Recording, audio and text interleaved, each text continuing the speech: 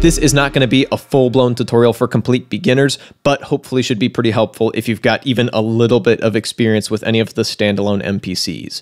Because over the course of using the MPC One as my main music production device for the past month or so, I've gotten into some habits and workflows that really work for me and really keep the flow of the production session going and have led to me making quite a bit of music with this thing. So that's what I want to walk you through today. The optimal, at least for me, process for making a beat on this thing. And I've got a few beats I'm going to walk you through to demonstrate how that process plays out. So without any further introduction, let's jump into it. All right, let's start off with one of the beats that you've heard in the intro. This one. Basically, every project I start, the first thing I do is go to Browse and go to my SD card. You can also save favorites in this little folder section up here. Shout out to Jade Wee for introducing me to that. But the very first thing I do is either go to stuff from my one-shot pack or other packs of drum sounds that I've downloaded, or machine kits. I have a few of them in here, so I'll select this to just see all the kits, and then I can demo them and load them up automatically. And I've converted these using this software right here, which has really come in clutch for just taking folders full of sounds and just dumping them all into a bunch of kits and then spitting out kits that I can load onto the SD card, and for converting machine kits to MPC kits. The reason I like loading up a kit to start off a beat is that it reduces friction. Because if I start a completely empty project and then force myself to go gather each individual sample one by one, that'll take a bit longer to get started, and sometimes it can be a little bit annoying, or sometimes I'm not even sure what I feel like making. So having a bunch of sounds already laid out on the pads for me and the click of a few buttons can often be the difference between having a fun, inspiring session that I can just immediately get into and getting bogged down in just selecting sounds. Having this all ready to go means I'm just going to get right into hitting pads and tinkering a bit, and hopefully that helps me stumble into a cool idea a lot quicker. Often I have an idea of what I feel like making, and often I'll replace individual pads. For instance, this is a Ramzoid sound, whereas this snare is from my $5 sample pack, and I've brought that in to replace this pad. And there are a couple other cases where I've brought in this hi-hat, for instance.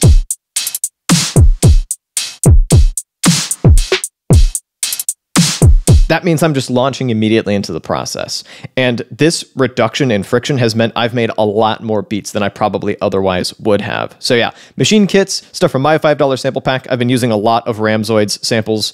A bunch of that is all just living on here in a kit form, ready for me to just grab one and just start going. Sometimes I'll even just grab a few kits, that way I can cycle through them and just start finding stuff and building up some sort of drum part. Also, of course, I've got my different hi-hat ratchets at different speeds. So let me show you that track by itself.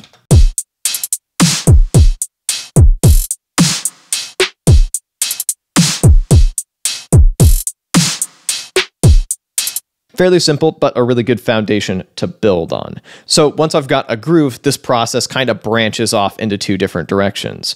The first direction is loading up a key group program. And hey, if you want some key group programs for your own productions, a great place to start is my $5 key group pack, which is linked in the description. It's 31 patches sampled from some of my hardware synths, and you're hearing the sounds of them right now. And I use these all the time myself. So that's linked in the description if you want to get yourself some sounds and help support the channel. But all that to say, I went the key group program route with this beat.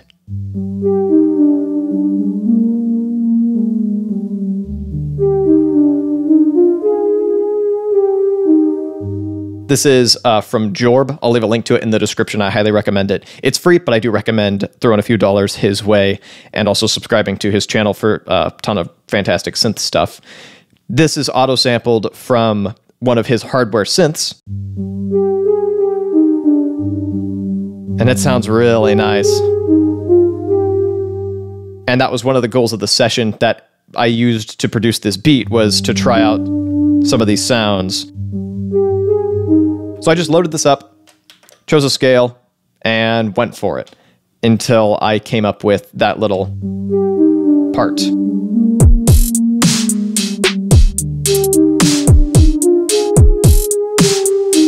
That's the foundation. Once I had both of those elements that, once again, rely on really low friction but really nice sounds, once I've got that, I know I've got enough to build a whole beat around. So now I can start building. This one is another auto-sampled jorb patch built using the chord feature in here.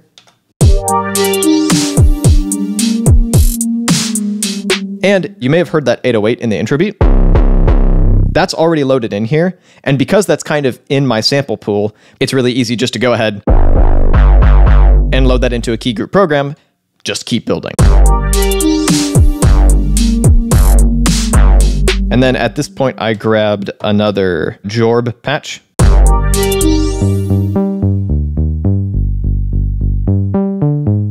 Forced it to mono. So the notes cut each other off. And at this point,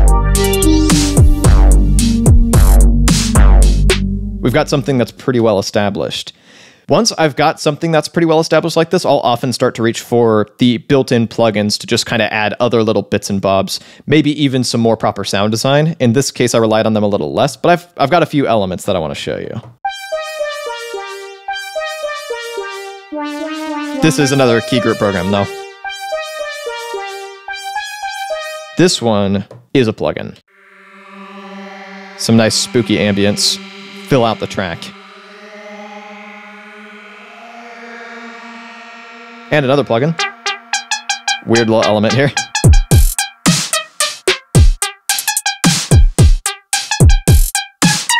This is the part where I'm just throwing anything and everything I can think of, just trying stuff, getting a bunch of little layers going, and that'll give me more options when I eventually end up exporting these tracks, mixing them, and arranging them in post. And that is the next step of the process. I did a dedicated video on that I'll link at the end of this one, but essentially, once I've got all of these layers to work with, I'll export all of them. It sounds a bit busy right now, which is fine because I'm going to swap between different elements over the course of the arrangement. So during the beat making process, I want to give myself as much to work with as I possibly can. So to recap the first version of the process, start with a pre-made kit, either a machine kit or a self-made kit full of drum samples, build up a beat, and then step 2, load up a key group program that was sampled from some hardware synth and come up with some sort of melody or central idea. And 3, build on that with more key group programs or built-in synth plugins. And 4, export all of that to develop that beat into a full track. Here's another beat that uses a very similar process.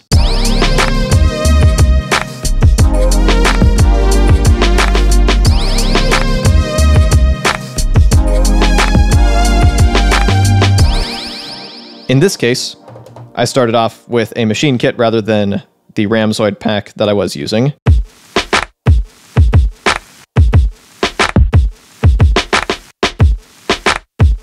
Once I had that little groove going, I knew that I would be able to build on it. So here's another machine pack. I just loaded in a few just based on what sounded like it might give me some ideas and then just started layering.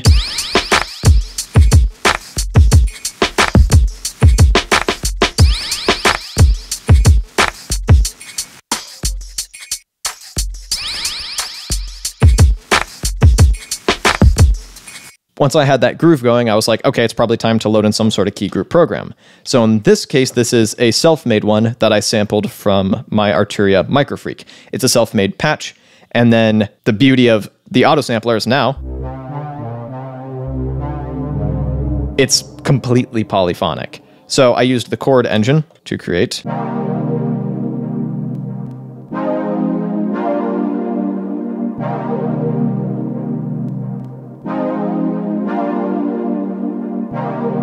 quite a bit of processing on this as well.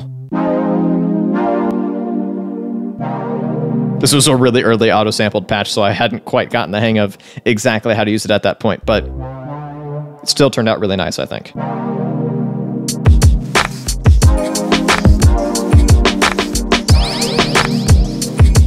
So that's the Microfreak part. Then I add in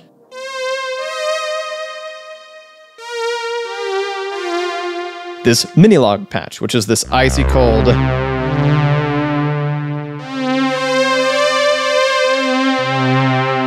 analog patch.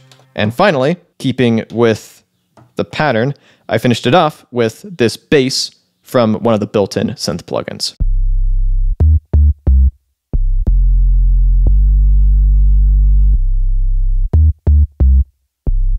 A little bit of tube drive on there too. And all together, like you heard earlier.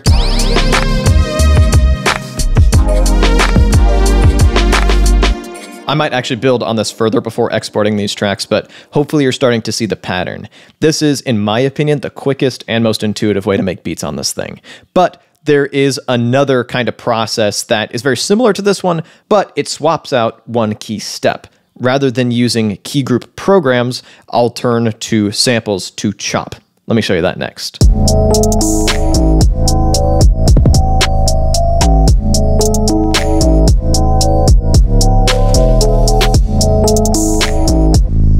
In this case, this is a sample I got from Tracklib. They're not sponsoring this video, but they've sponsored videos of mine in the past. And I honestly did not do a ton to this sample. This was a pretty lazy flip, but I think it turned out pretty cool. So once again, this is a machine kit, which I'm sure I loaded in a couple and then came up with some sort of beat. I don't think I actually recorded it yet, and then went searching for a sample. And in this case, I didn't even bother making a separate project for it. I just loaded that sample onto a pad and very manually selected the part of the track that I wanted to use. Added a few effects. I take it back. Just the ducker to duck it to the kick. So that's just living on here. This just gets held down to play through that sample.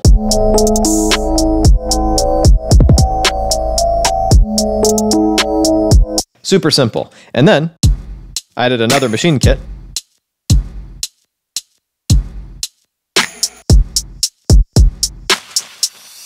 That little reverse cymbal is super nice. And this is also a sample loaded into a key group program for that 808.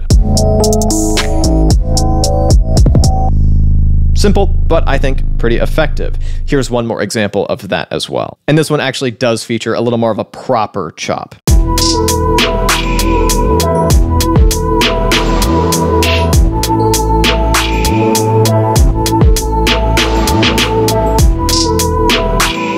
So, machine kit, you can hear it ducking the sample that's continuing to play. And then this other machine kit, which I just dumped the couple of chops that I used into this same kit.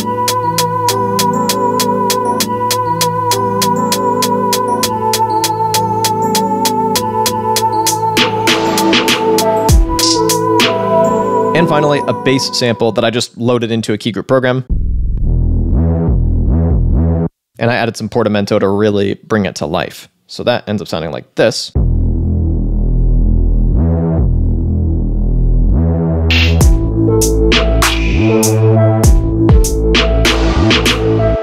And you can hear that little arpeggio thing. That's actually one of the loops from the machine kit that I've just taken a little snippet of, tuned to match the Tracklib sample, and then thrown over the top of everything. These kind of sample chop beats are fairly piecemeal and a little more all over the place, but once again, it gets across how flexible this thing can be once you know your way around it, and that makes it much faster to work with, which, once you get used to it, can be really fun to make beats with. If you'd like to see that video that I mentioned about how to make full songs on the standalone MPCs, you can click or tap up over here. And if you'd like to see some more MPC One beat making, you can click or tap down over here. Thank you so much for watching, and I'll be back with a new video in a little bit.